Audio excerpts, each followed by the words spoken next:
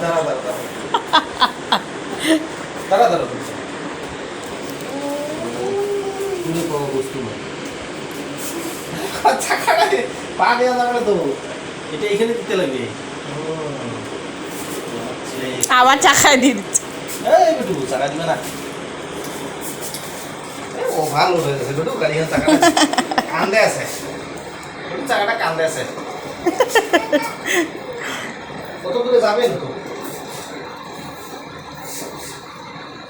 Road দুজনে 20 KG গাড়ি টানি পারে। নামো এখন।